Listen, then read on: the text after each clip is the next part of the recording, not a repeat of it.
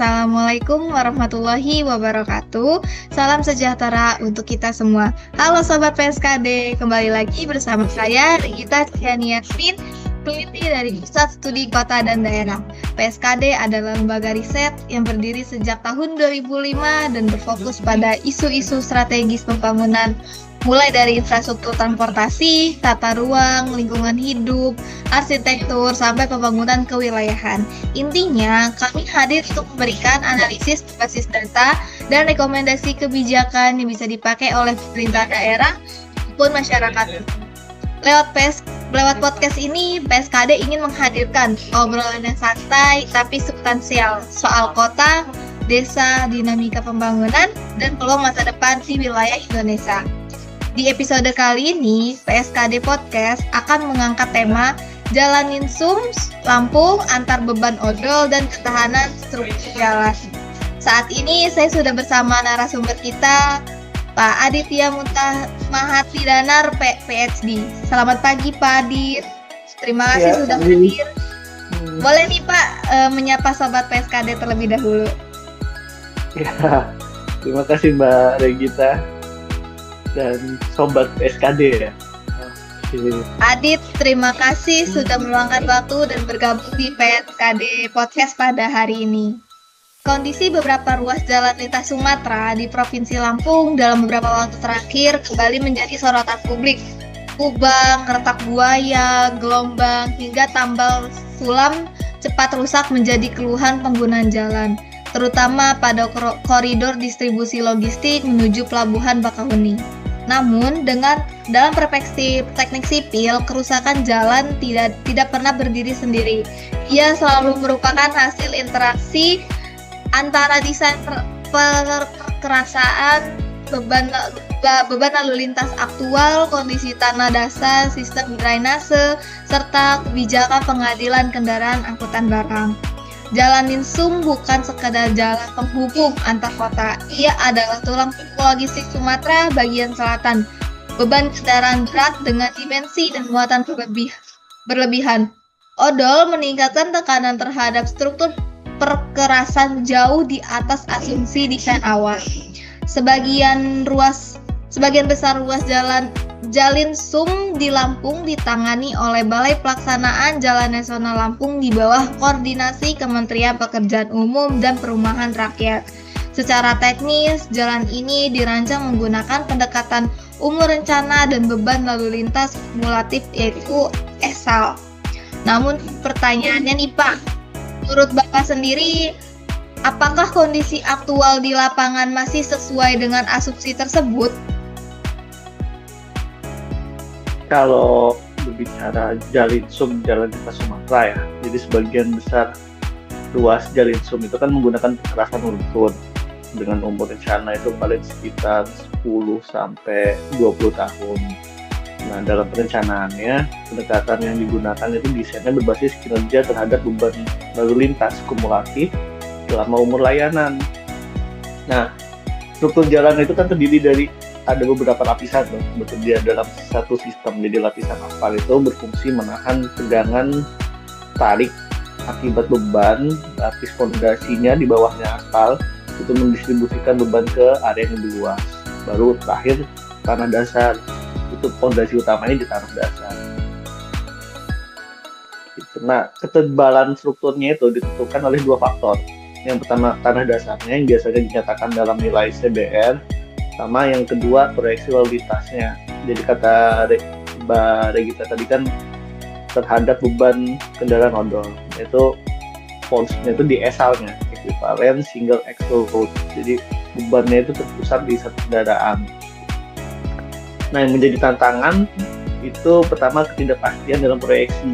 Jika pertumbuhan kendaraan berat lebih tinggi dari perkiraan, maka struktur jalan ya akan mengalami beban yang melampaui kapasitasnya. Jadi desain awalnya mampu menahan misalnya 8 ton, tapi dia lebih dari itu, ya lama-lama rusak dia jalan. Jadi jalan rusak itu sebenarnya bukan hanya karena kualitas jalan yang jelek, tapi jalan juga punya batas kemampuan menahan beban. Jadi kalau kendaraan lewat terlalu berat bebannya dan jumlahnya banyak, maka ya jalan akan cepat rusak gitu. Baik, Pak. Untuk secara teknisnya nih Pak, bagaimana sebenarnya desain struktur perkerasan jalin sum di Lampung? Apakah menggunakan perkerasan lentur atau yang kaku? Dan beberapa asumsi umur rencana yang digunakan dalam perencanaan awalnya Pak? Jadi tadi desain perkerasan jalin sum itu perkerasan lentur, bukan rigid. Jadi artinya menggunakan aspal. Jadi umur rencananya itu sekitar 10 sampai 20 tahun. Nah, strukturnya tadi ada pertama 3 lapis kan ya. Aspal, pondasi, baru tanah dasar. Jadi kalau misalnya tanah dasarnya nilai CBR-nya udah rendah, terus ditimpah lagi kendaraan berat, odol gitu, yang SL tinggi, mau nggak mau ya lama-lama cepat rusak jalannya, walaupun sudah dilakukan misalnya perbaikan yang komprehensif gitu.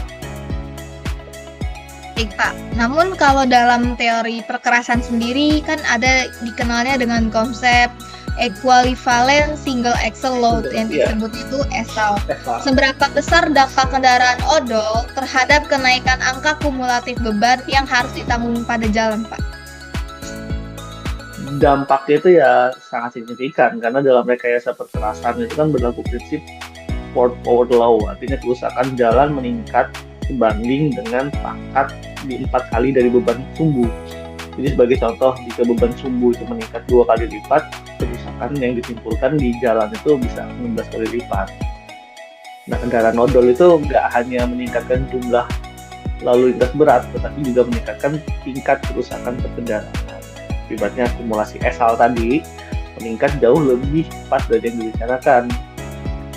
Jadi dalam kondisi seperti misalnya umur rencana jalan bisa berkurang drastis, jalan yang seharusnya bertahan 15 tahun bisa mengalami kerusakan struktural dalam 5-7 tahun akibat yang beban berlebih tadi. Jadi SL-nya yang direncanakan misalnya 100, dia lebih dari 100. Pak, untuk selanjutnya banyaknya retak buaya, alur roda, dan lubang yang sering muncul berulang-ulang kali. Namun secara mekanisme struktur, apa yang sebenarnya terjadi di dalam lapisan jalan ketika beban melampaui kapasitas desainnya, Pak? Kalau bebannya melampaui kapasitas desain, ya dia setiap kali kendaraan melintas itu terjadi renggangan di lapisan kekerasan. Nah, pada lapisan aspal itu bagian bawahnya itu ketarik. Regangannya ketarik, jika regangan itu terjadi berulang dalam jumlah yang besar, maka jadi fatigue, kelelahan material atau via fatigue tadi. Nah, prosesnya itu dimulai dari pertama retak kecil, mikro retak yang tidak terlihat, lalu kemudian berkembang menjadi retak buaya tadi katanya di permukaan. Nah, sementara itu alur roda itu terjadi karena deformasi permanen, jadi pada lapisan fondasi atau tanah dasar itu akibat tekanan berulang tadi yang lebih kapasitas itu mulainya retaknya di situ. Nah, jadi terus ketika retakan udah mulai kebuka, air masuk. Nah, air masuk itu ke dalam struktur menurunkan modulus kekakuan material tadi, lalu mempercepat kerusakan hingga muncullah lubang. Jadi kadang masyarakat itu melihat jalan baru itu diperbaiki tapi cepat rusak lagi, itu biasanya karena yang diperbaiki itu hanya permukaannya, sementara masalah utamanya di bagian bawah yang udah lemah. Baik Pak Adit, kalau menurut Pak Adit sendiri, sebagian kan ruas jalin sum ini berada di wilayah dengan kadar air yang tinggi dan juga tanah yang lunak. Seberapa besar sih Pak pengaruh nilai CBR tanah dasar terhadap cepat atau lambatnya kerusakan jalan itu Pak? Ya, balik ke awal tadi, jadi kan tanah dasar itu di lapisan ketiga tuh. Jadi itu yang menentukan di bawahnya fondasi. Jadi tanah dasar itu elemen yang sangat menentukan. Jadi jika nilai CBR itu nilai kuat tanahnya rendah, maka kemampuan tanah menahan beban itu juga rendah. Nah, lalu jika di beberapa wilayah jalin sum kondisi tanah lunak dan kadar air tinggi menyebabkan perubahan kekuatan tanah secara musiman. Jadi ketika jenuh air, tanah menjadi lebih lemah dan mudah mengalami deformasi.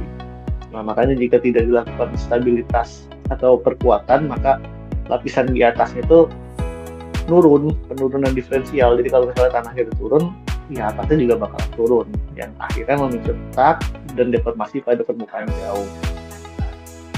Akibat itu dari air. Jadi air itu salah satu musuh terbesarnya jalan. Jadi kalau drainasenya tidak lancar, air masuk ke struktur jalan, fondasinya lemah, akhirnya masuk ke tanah. Tanahnya turun, diferensial turun tadi, melobang. Begitu. Nih Pak, kan kalau di Lampung ini kan wilayahnya termasuk yang beriklim tropis basah. Apakah sistem drainase memiliki peran yang signifikan dalam mempercepat degrasi perkerasan ya Pak? Ya, itu tadi. Jadi peran drainase tadi kan dalam iklim tropis ya. Konteks iklim tropis. Jadi karena iklim tropis, hujan terus. Jadi ya air tadi ya. Jadi kan air itu salah satu faktor paling kritis dalam degradasi perkerasan. Jadi ketika air itu masuk ke dalam lapis fondasi, jatuh dia ke tanah dasar, kekuatan tanahnya itu bakalan menurun. Jadi pada lapisan aspal itu kan air dapat menyebabkan splitting. Jadi yaitu terlepasnya ikatan antara aspal sama agregat. Jadi musuhnya utama aspal itu air. Nah, di daerah tropis itu curah hujan tinggi. Jadi siklus basah dan kering, proses ekspansi, kontraksi, dan pelemahan material itu lebih cepat. Karena kan nggak melekat lagi tuh antara aspal sama agregatnya. Nah, lalu karena itu drainase itu bukan hanya elemen pelengkap, tapi bagian integral dari sistem pertahanan jalan. Nah, jalan itu seperti bangunan. Kalau tanah di bawahnya lunak atau mudah basah, maka permukaannya juga akan lebih mudah bergelombang atau retak. Gitu kira-kira. Baik nih Pak, tapi secara yang kita lihat existingnya kan secara pabrik itu kan banyak ya tambal sulam ya Pak. Secara kalau dalam teknik sipil sendiri Pak, kapan suatu ruas cukup dipelihara rutin dan kapan harus dilakukan rehabilitas struktural secara menyeluruh Pak? Nah, tambal sulam itu kan efektif jika kerusakannya masih bersifat fungsional, jadi atau di lapisan permukaannya aja. Namun jika retaknya udah meluas, nah itu wajib dilakukan preservasi jalan. Artinya di layer ulang jalannya, juga cuman kalau tambal sulam kan cuma di spot-spot segmen tertentu. Nah, kalau cuman retak, jika retaknya udah menyebar terus terjadi deformasi, muncul kembali dalam waktu singkat, nah itu udah kerusakan struktural. Nah, dalam kondisi seperti itu, penanganan struktural ya overlay, rekonstruksi parsial, atau preservasi jalan. Nah, jika penanganannya tidak menyentuh akar masalah di lapisan bawahnya, maka siklus kerusakannya itu berulang. Makanya kalau udah kerusakan struktural itu harus di-overlay ulang. Jadi tambal sulam itu sebenarnya solusi sementara. Kalau kerusakannya sudah dalam ya, maka perlu di-overlay atau perbaikan yang dulu. Bukan hanya nutup lubang di atas. Baik Pak, namun untuk koridor dengan dominasi yang secara angkutan logistik berat yang menuju ke Bakahuni, lebih tepat menggunakan rigid pavement dibandingkan dengan flexible pavement. Kalau menurut Bapak sendiri lebih fleksibel menggunakan yang mana Pak? Kalau itu kan sebetulnya terkait di anggaran juga. Kalau ada anggarannya ya lebih bagus di rigid daripada di fleksibel. Nah, intinya sih di pemilih, kalau membandingin antara fleksibel sama rigid terkait di anggaran. Jadi keputusan terbaik itu harus berdasarkan life cycle cost analysis. Jadi kalau rigid itu besar di awal tapi dia awet. Kalau fleksibel itu dia murah tapi ya itu sering cepat rusak sehingga biaya pemeliharaannya lebih besar. Kalau untuk di Jalinsum mending di rigid. Jadi jalur menuju pelabuhan misalnya seperti jalan lintas Sumatera itu memang lebih banyak dilewati oleh kendaraan logistik. Jadi desain dan pengolahannya harus lebih kuat dari jalan biasa. Sepertinya harus seperti itu. Oke, kalau menurut Pak Adit sendiri, jika desain sudah mengikuti standar, tetapi beban kendaraannya terus melebihi batas, apakah persoalannya lebih banyak berada pada sisi teknis secara konstruksi atau kebijakan pengawasan transportasi, Pak? Lebih ke pengawasan transportasi sih. Jadi dari antara teknis sama kebijakan. Jadi misalnya jika desainnya sudah sesuai standar, tetapi kendaraan di lapangannya terus melebihi batas muatan, ya persoalannya ada pada pengendalian operasional. Jadi Dishub harusnya bertugas untuk mengawal itu. Makanya mereka harusnya mempunyai jembatan timbang lah untuk mengatur beban berlebih kendaraan yang melintasi jalan tersebut. Nah, infrastruktur itu kan punya kapasitas tertentu tuh. Jika kapasitas tersebut terus dilampaui, ya pasti jalan itu umur layanannya pasti berkurang. Karena itu ya penegakan kebijakan odol itu menjadi penting dalam menjaga keberlanjutan infrastruktur. Jadi kedepannya pengelolaan jalan harus berbasis data. Kita harus tahu berapa beban sebenarnya di lapangan, lalu merencanakan kekuatan sebelum kerusakan terjadi. Begitu. Nih Pak, kita sudah masuk ke pertanyaan terakhir nih Pak. Menurut Pak Adit sendiri, dalam 15 sampai 20 tahun ke depan, bagaimana strategi paling rasional agar Jalinsum Lampung tepat andal sebagai tulang punggung logistik tanpa terus-menerus mengalami degradasi dini? Yang paling rasional sih pertama, desainnya harus berbasis data lalu lintas aktual. Jadi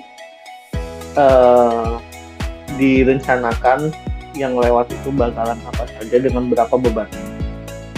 Yang kedua itu penerapan manajemen aset jalan dengan pendekatan pemeliharaan preventif. Jadi jalan itu dipelihara berdasarkan umur layanannya. Yang ketiga, drainasenya tadi, kualitas drainase sama perkuatan tanah dasar. Yang keempat itu desainnya. Jadi koridor logistik utama perlu struktur yang lebih kuat, bahkan dengan opsi perkerasan kaku. Yang terakhir, integrasi antara penguatan infrastruktur jalan dengan penegakan kebijakan odol. Jadi mencakup semua pertanyaan dari Mbak Legita tadi. Jadi pendekatan ke depan itu harus berubah dari reaktif menjadi proaktif dengan berbasis data. Jadi sehingga Jalinsum dapat berfungsi secara andal dalam jangka panjang. Jadi itu pesannya, menjaga jalan itu bukan hanya tugas pemerintah sebetulnya. Dunia usaha dan pelaku transportasi juga punya peran besar dalam mematuhi batas muatan agar jalan bisa bertahan lebih lama. Begitu. Baik, terima kasih Pak Adit sudah meluangkan waktunya dan menjawab pertanyaan dari saya ya Pak ya. Sungguh jawaban yang komparatif dan juga sangat mengedukasi lah Pak untuk kami semua di episode podcast pada pagi hari ini. Terima kasih Pak Adit.